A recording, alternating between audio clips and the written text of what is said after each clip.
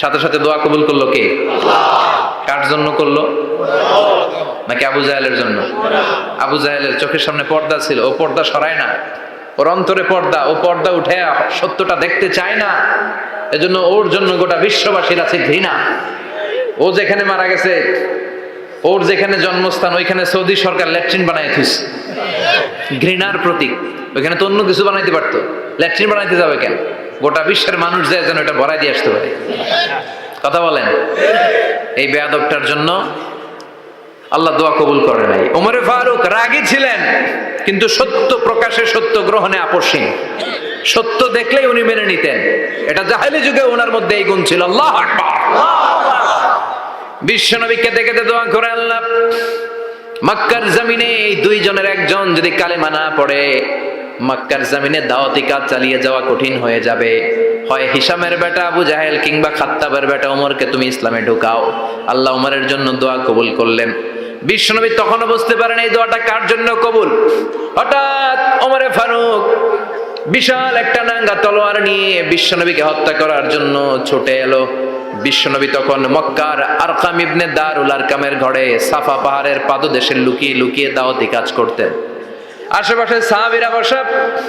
বিশ্বনবীর চাচা হামজা ইবনে Abdul Muttalib বললেন, নবী তাড়াতাড়ি পালিয়ে যান, ওই যে দেখা যায় ওমরে ফারুক তলোয়ার নিয়ে আপনারে মারতে আসছে। বিশ্বনবী বললেন, চাচা সরে যান। সাহাবীদেরকেও সরে যেতে বলেন, দরজাটা খুলে দেন, ওমরকে আসতে দেন। আমার তো মনে হচ্ছে ওই যে তাহাজ্জুদের নামাজ পড়ে আল্লাহর কাছে কেঁদে কেঁদে আমি দোয়া করেছি, আমার দোয়াটা আজকে কবুল হতে চলেছে। আমার তো মন বলছে আল্লাহ দোয়াটা কবুল করবে। দরজা খুলে দেন। ওমর ফারুক চলে আসলেন, এসে তলোয়ার রেখে দিয়ে আঙ্গুল উঁচু করে বললেন, আশহাদু আল্লা ইলাহা ইল্লাল্লাহ, আশহাদু আন্নাকা মুহাম্মাদ রাসূলুল্লাহ।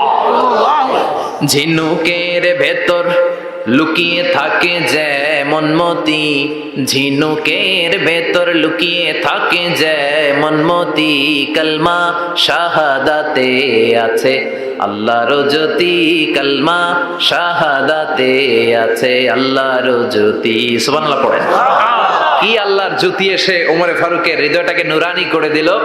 তিনি তলোয়ার রেখে ঘোষণা দিলেন, আশহাদু আল্লা ইলাহা ইল্লাল্লাহ ওয়া আশহাদু আন্নাকা মুহাম্মাদ আবদুল্লাহ ওয়া রাসূলুহু। বিশ্বনবী খুশি হয়ে গেলেন। ফাতারদা ওয়ালা সাউফা ইউতিকা রাব্বুকা ফাতারদা। ও নবী, অচিরে এমন এমন জিনিস একটার পর একটা আমি আপনারে দান করব, এগুলো পেয়ে আপনি খুশি হয়ে যাবেন গো নবী। আপনার অন্তরে দুঃখ, কষ্ট, হতাশা, আপসেট হওয়ার মানসিকতা, ফ্রাস্ট্রেশন কিছু আল্লাহ রাখবো না। ওয়ালা সাউফা ইউতিকা রাব্বুকা ফাতারদা। অচিরে এমন এমন জিনিস আমি আল্লাহ আপনারে দেব, আপনি খুশি হয়ে যাবেন। ওমরে ফারুকের ইসলাম ধর্ম গ্রহণ করানোর মাধ্যমে বিশ্বনবীর মনটারে খুশি করে দিল কে? আল্লাহ। ফাতারদা। বিশ্বনবী খুশি হয়ে গেলেন। পাইছেন আল্লাহ কিভাবে বিশ্বনবীর খুশি করে? সুবহানাল্লাহ পড়বেন না? এরপরে বিশ্বনবী মক্কা থেকে তায়েফে দাওয়াত দিতে গেলেন। কোথায়?